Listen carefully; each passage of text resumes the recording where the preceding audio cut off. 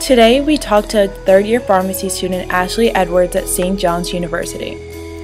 She tells us a little bit about antidepressants and her first-hand experience of seeing depressed patients at Queen's Hospital. Seeing as that you're a third-year pharmacy student, have you done any internships in any hospitals? Well, last semester I volunteered at Queen's Hospital I had to do 10 hours, so I went there twice a week. What was your position?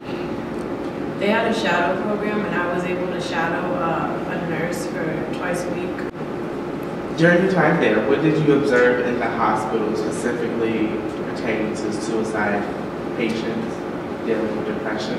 I didn't observe too many suicidal patients, but there was a psychiatric ward. Can you explain your experience with the patients that you've encountered? One thing I noticed with the patients were that they seemed pretty normal at first. However, for patients who suffered from mild and moderate depression, antidepressants didn't have much of a big effect on them. Patients who were severely depressed and took the drugs saw a much more bigger effect. So what do you mean by more effects?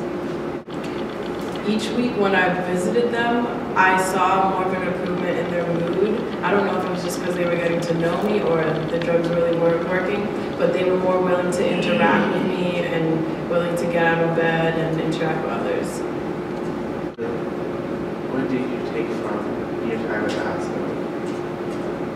Depression takes a lot of time, patience, extensive research, observations. Some of the patients that did opt out of taking the antidepressants opted out because of the side effects that some of them have, such as vomiting, nausea, fever. However, they have been proven to increase behavior and moods. Antidepressants worth the risk? Risk to benefit ratio is important to consider. It's a consideration whether a medical procedure like prescribing medicine, for example, is worth the risk to the patient. Each patient is different. Sometimes it's worth it, sometimes it's not. We talked to Ashley again and asked her about just how effective these antidepressants are. All patients have the option of opting out of taking the drug, and I've noticed that people who have opted out of taking the drug, they still suffer more than people who have taken the drug. So I believe that people who have taken the drug, they have better improvements than those who opted out. How easy is it to access antidepressant drugs nowadays? It's pretty easy to get access to it. You just need approval from your doctor, and most of the drugs are available over the counter. How do you prove that to your doctor? Well, you'd have to be tested psychologically, and if they believe you do suffer from depression, you get a prescription. Okay. Do you think that that's the only way to go? No, I don't think so at all. There's many other things that you can do other than take drugs to cope with your depression. You can talk to someone, you can write your feelings down. There's numerous ways to deal with it.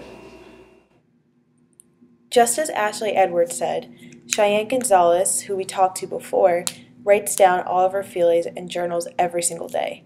This helps her deal with her depression.